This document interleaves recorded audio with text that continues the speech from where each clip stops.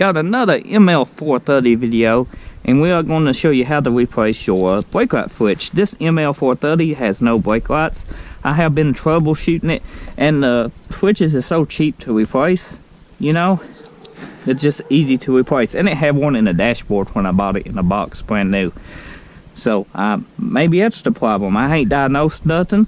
Before you wanted to replace this, you would want to check the voltage and stuff when you apply your brakes to your back of your tail lights. And, you know, it's pretty simple. If you press the pedal and your tail lights send voltage on and off, your brake switch is good. But since we don't have one they easy replace, I'll show you how to do it.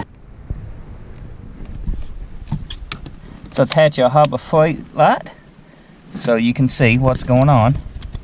It's got a magnet on it, very good light. You got some tabs here that hold this plug in.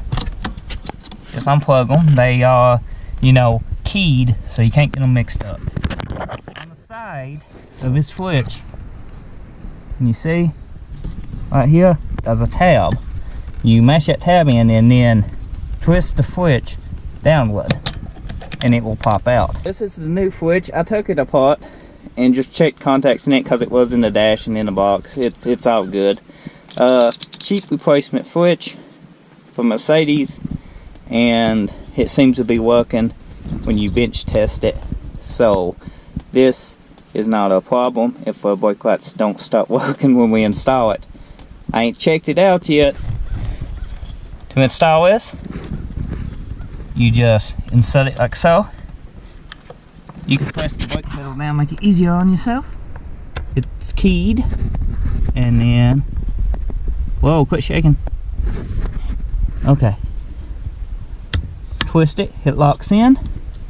Once it's locked in, take and match your keyed things in place, and boom, right off your brake pedal. Now always make sure when you install this is out, because sometimes they do stick from the factory and they lock in place.